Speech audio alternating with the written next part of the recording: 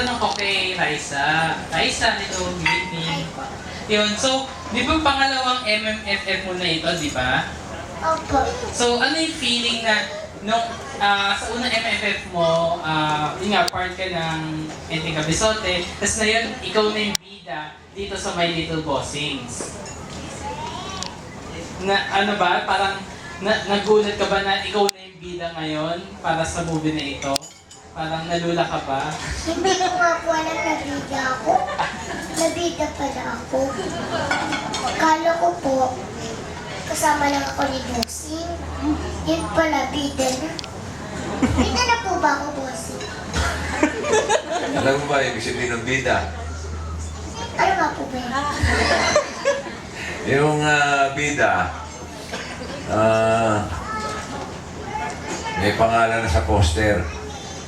Mataas na yung pangalan. Mataas na yung pangalan sa poster. Dati dito ka lang yun. Diyan ka lang. Oo nga po. Parang special participation. Alam Halos mo na pa nga po ako eh. natatanggal-tanggal pa yung litrato mo na dito sa kanto. Ngayon, malaki na oh. Oh, katapat Ang laki na ng yung picture ko. Ang laki na naman mukha mo talaga eh. Sobra Tapos, ka naman sa akin. tapos yung pangalan mo, umakyat na.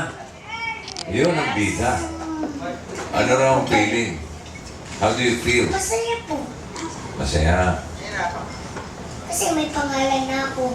Tsaka yung picture ko malakping na po. Hindi na pwedeng tanggalin. Kasi sa ente, tinatanggal, natatanggal. Parang ID picture lang. Kaya po malaki na. Kaya po masaya ako.